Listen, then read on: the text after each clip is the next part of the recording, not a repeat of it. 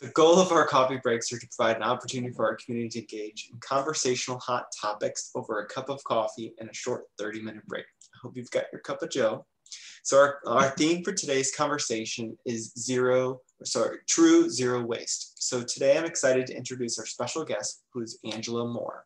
Angela is a native of St. Louis and works for the Missouri Historical Society as the Facilities and Sustainability Coordinator. After completing her graduate degree in Public Policy Administration, Angela continues to have a keen interest in policies and the relationships to those within the community. Angela has recently celebrated the LEED V4.1 O&M Silver certification of the Missouri History Museum and the MHS Library and Research Center. She also led the dual LEED and True Gold certification of Soldiers Memorial Military Museum, which is operated by the Missouri Historical Society. Some various different guidelines for Zoom, options to click the grid view in the right-hand corner to see everyone's face. Would love to see your face if you want to turn that on. The chat function is accessible for those at the bottom of the screen if you want to chat it up. Please be respectful of others, allow others to join in the conversation. Be mindful of not jumping over anyone speaking, but feel free to talk without really being called upon. But if you've got something exciting to say and you want to get that out, but you can't get into it, just put a little reaction on one of the buttons below, and I'll try to get you into the conversation. And then also try to keep yourself muted unless speaking to avoid any background noise. Without further ado, Angela.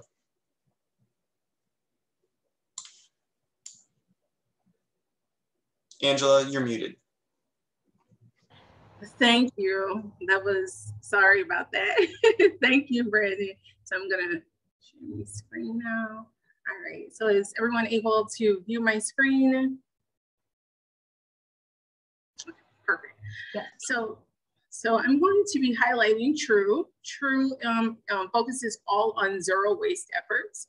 TRUE is the acronym for Total Resource Use and Efficiency. And let's advance this. Okay, so where does TRUE lie within the green building certifications? 2 weeks ago, we talked about WELL, and so we see where that lies within the health and wellness. But TRUE, where does that lie? So we see that it lies within waste, but we also see a common theme from all of those green building certifications. They have a link somewhere to LEED, right?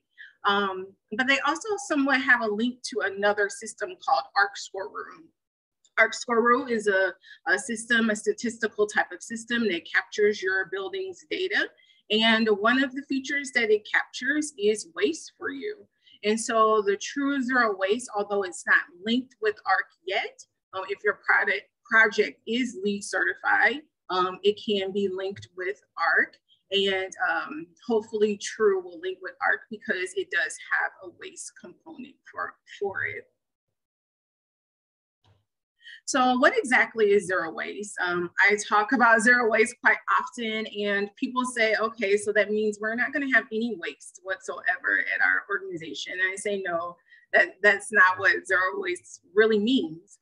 And I always point people to Zawiya's definition of zero waste. And Zawiya is Zero Waste International Alliance. And I always like to go back to international standards with zero waste.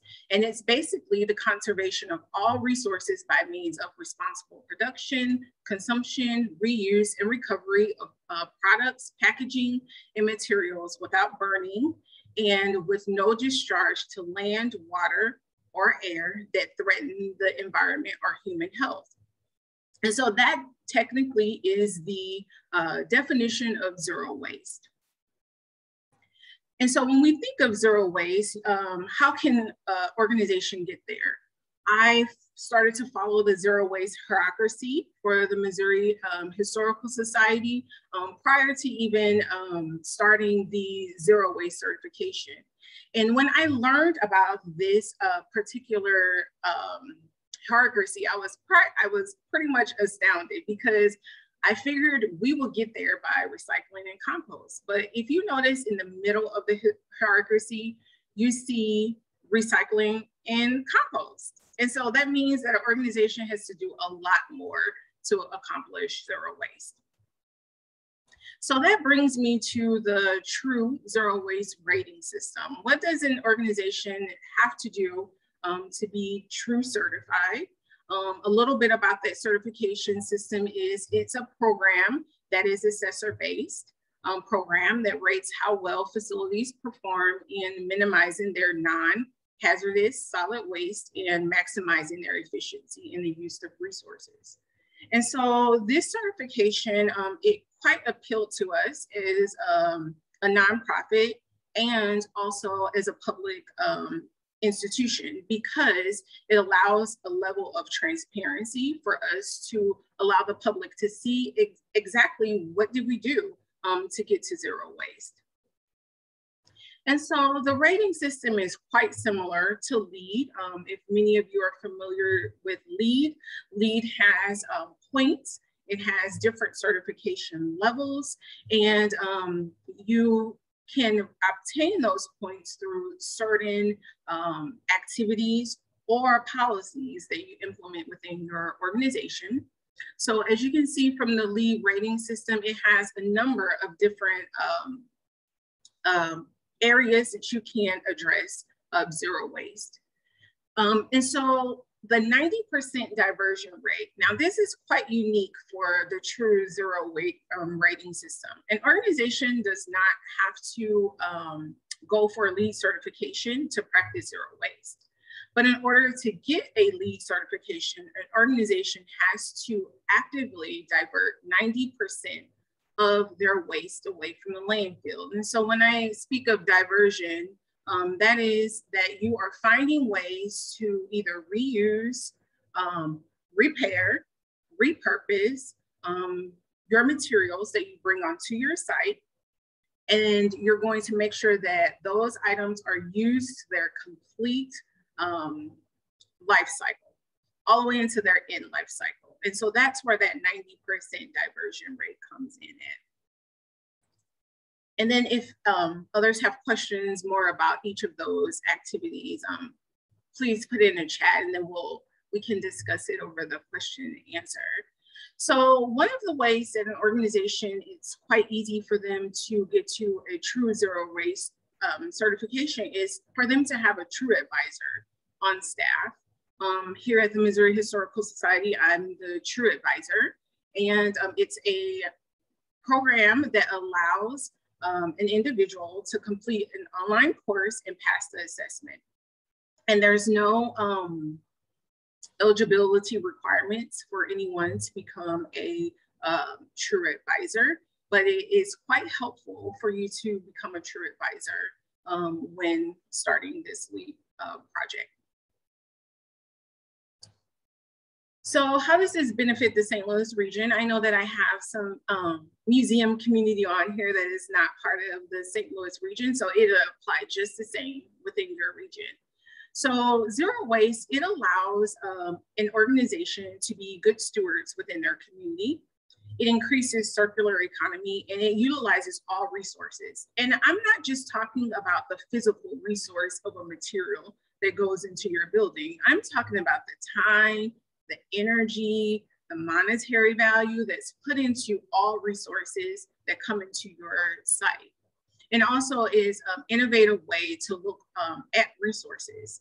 When I gave this presentation, I think actually last year, I talk about circular economies with zero waste. When you look at one landfill job, that equals 4 composting jobs.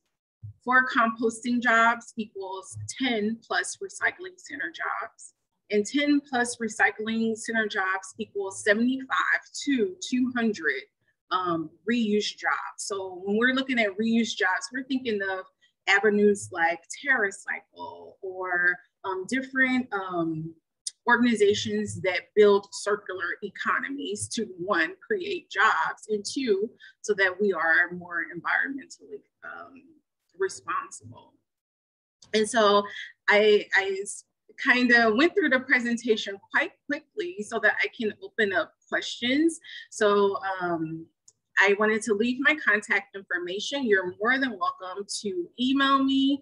I have a number of numbers for where I work. So I have a few offices right now. So you can all email me from, call me from any of those offices, and I'll be more than happy to answer any questions regarding zero waste. So thank you. I'll open it up to question and answers. So I have, because this is part of our certification series, and then you mentioned briefly about comparing various different certifications, but how does this complement LEED? So within LEED, you have material and resources. I want to see if the presentation that I had from Impact, the USGBC Impact Conference, is available. And I talk about the segues of LEED and True Zero Waste. And a lot of the credits that are in the material and resources for LEED segue quite nicely into your True Zero Waste certification. So when you are looking for sourcing materials locally within a certain radius of your LEED project, that segues nicely into True, where you're still going to source these materials, but now you're going to find out what is the end market for this material that, one, you have used till it's in life and you want to recycle or compost. And so it just kind of brings the whole material to a full cycle. So you know where you harvested the material from, and now you know where the material is going to have an end life.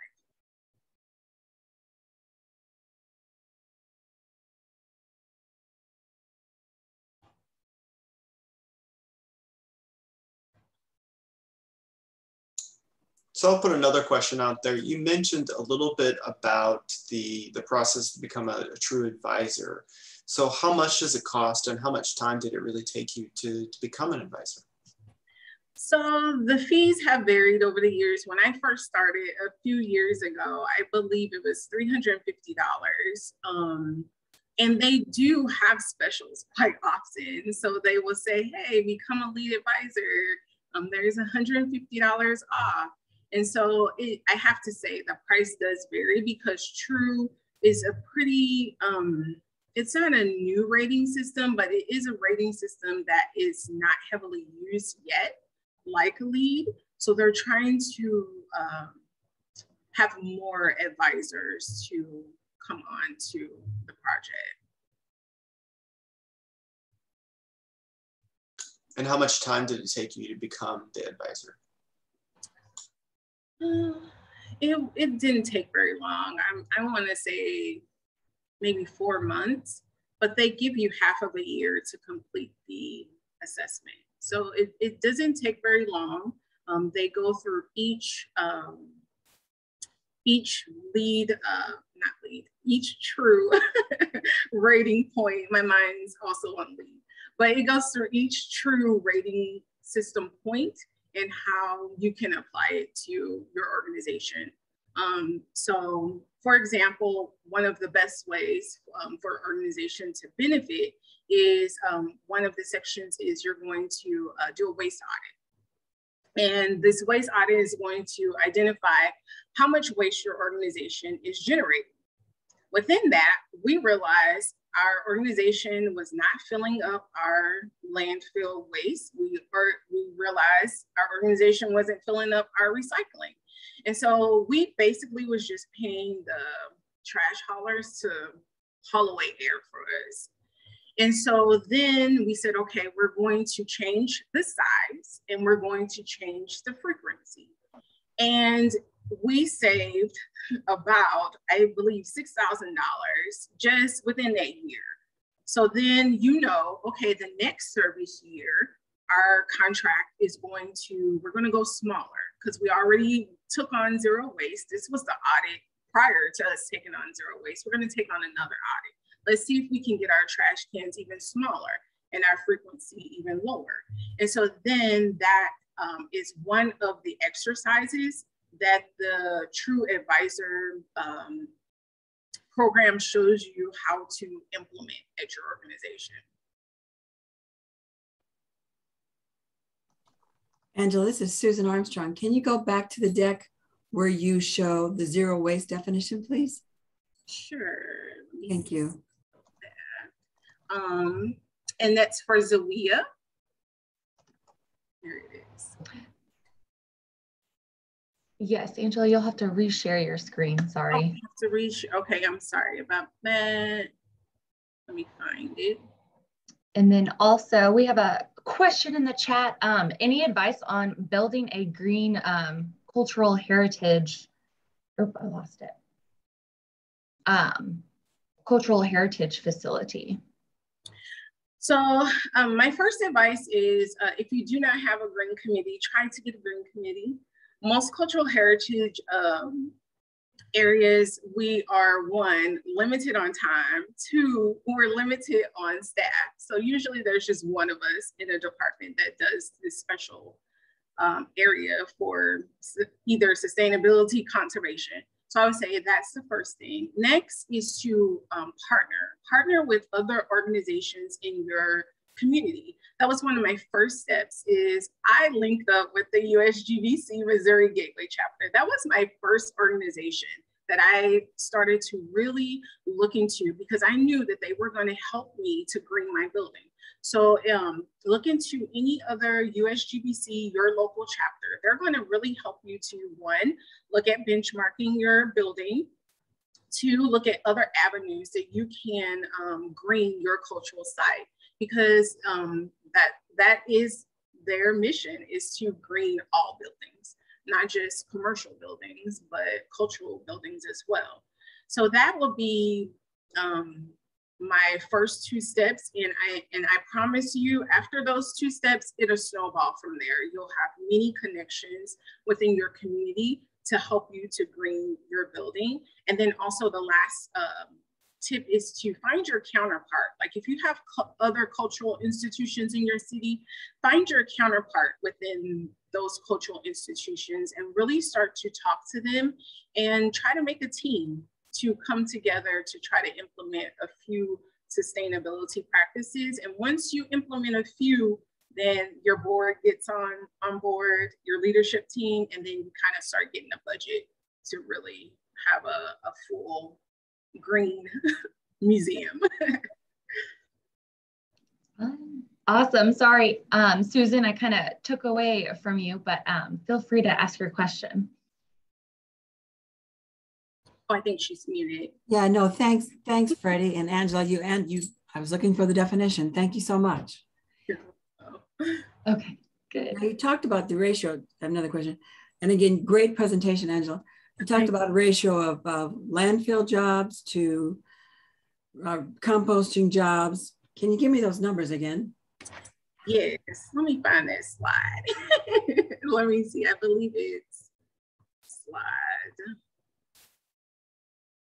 And if I find the presentation that I did for impact, I definitely will see if we can post it. And I talk about that. So one landfill job equals 4 composting jobs, and 4 composting jobs equal 10 recycling center jobs, and 10 recycling center jobs equals 75 to 200 reuse center jobs. So when I talk about reuse center jobs, those are places like TerraCycle, if you've heard of TerraCycle. Those are places that do take back programs. So they'll take back your materials and then they'll turn it into something else, whether it's benches, park benches, a school playground. So it's just a creation of circular economies.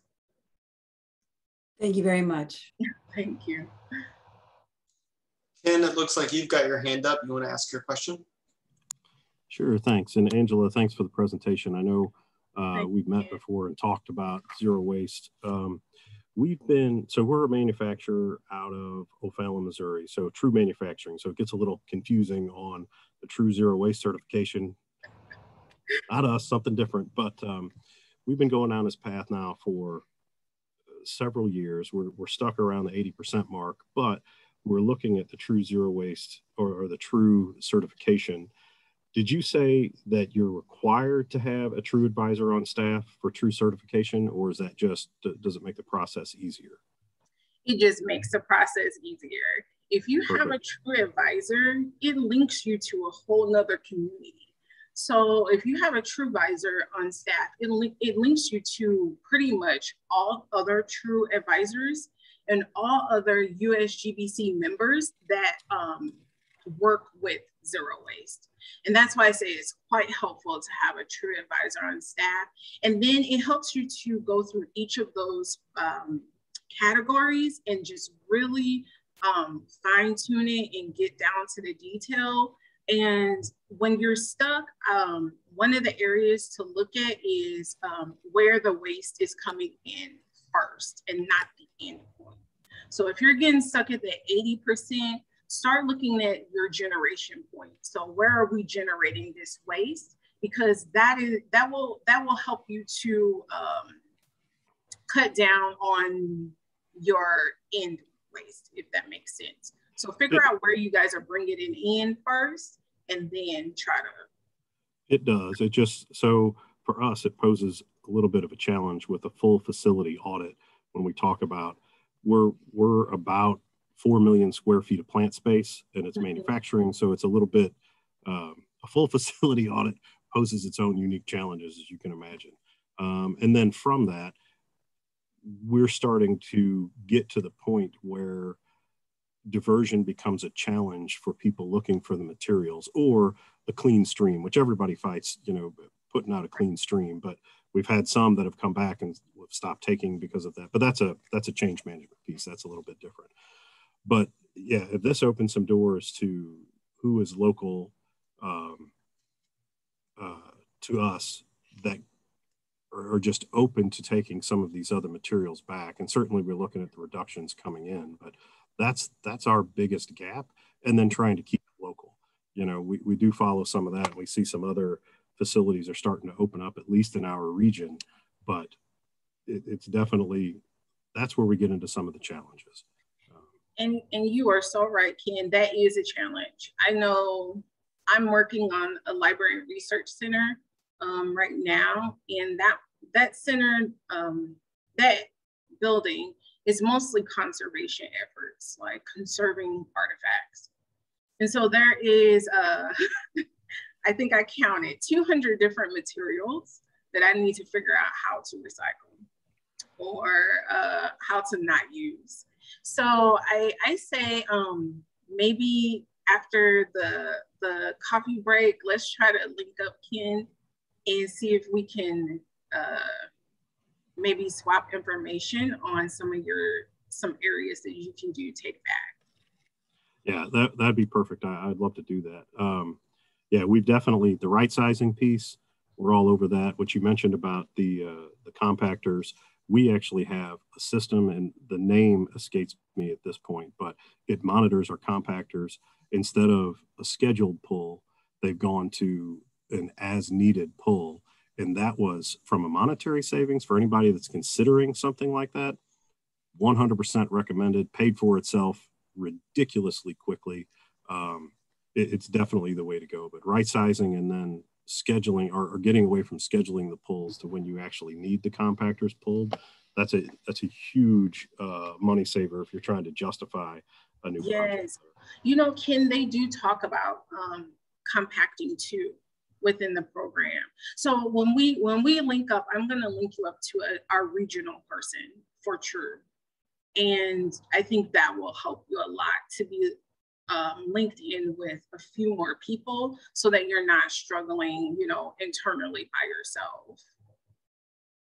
Yeah, perfect. Thank you. Thank you.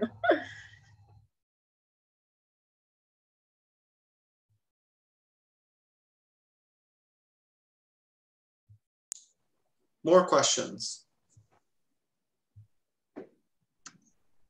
If no one has one immediately, one came to mind just thinking about the certification program with the museum being a public institution. Curious if True Zero Waste would be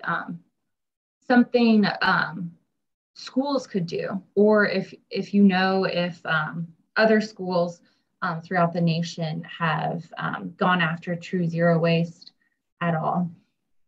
I have not seen any schools. Yeah. In manufacturing, food companies.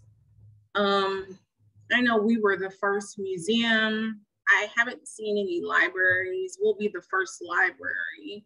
Mm-hmm. So I have not seen any schools. I could see how a school could easily become zero waste if they no longer use styrofoam plates. They go to, reusable utensils. If they're so sourcing locally, composting locally, if they're bringing back the compost back on site locally, I can definitely see a school being able to be zero waste for sure. And especially if you're reusing some of the school materials, but then that adds into another factor because, now since we're in a pandemic, a lot of people have asked, well, how do you do true zero waste in a pandemic? It's possible, we did it, but it does take some inventive ways. So if okay, we're going to produce more waste from masks and disinfectant wipes, then that means that we're going to provide reusable masks to all staff. We're going to sell reusable masks to the public. We're going to look at zero waste boxes that will take back the disinfectant wipes, which they do have, which I was shocked. And so I could see a school definitely doing that, but I think that they will have to be a lot more innovative definitely within a pandemic. But are there any other similar rating systems to True that you know of? Not that I know of. The only thing that I have seen that touches anything on zero waste, but this is in relation to carbon, is ARC. So once you put your waste habits in, it'll let you know the carbon. So, I mean, that is the only other system that I have seen. But I did not first learn about true zero waste from the USGBC. I first learned about zero waste from the Zero Waste International Alliance, because there were a lot of cities internationally that were going zero waste. And I just find it fascinating. And then when they call him the father of zero waste, when he came to Missouri, I had to see his presentation. And then he told me about another cultural institution in Chicago that was going for zero waste, but they have not successfully implemented. And he said, if you can do it, this can open up a wide range for other cultural institutions, because they have been trying for many years. But if you can do it, that will help out a lot more of cultural organizations. And so that was 3 years ago that he told me that. And he's been great. His name is Gary Liss, and I've consulted with him many times about zero waste, things that can't be recycled, and but that's the organization that he is associated with. So we are just about out of time, but we did have a question that came in from Heather, and she asks, do you have advice for small service providers, art conservation, who are not looking for certification but would like to explore zero waste? Can the True website assist? Yes, actually, that is the good program. That is the good thing about the zero waste program. It's similar to LEED. If you look at some of the references, you can practice all of those practices that they're outlining for you for the certification to practice true zero waste. And so if you go on the True Zero Waste website and you go into the credits, you will see a list of all activities that you can do for an organization without even going for a true zero waste certification. And it's free.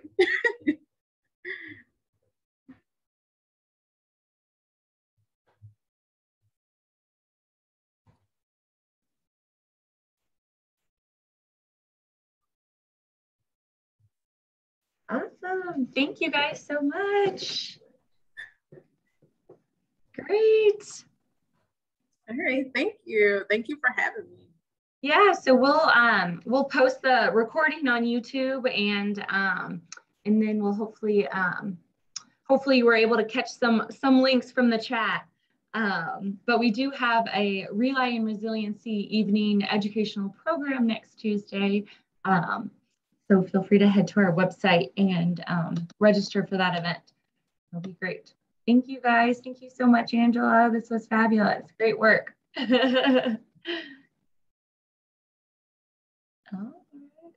Okay, I'm going to end everything. Have a great Friday. Happy weekend.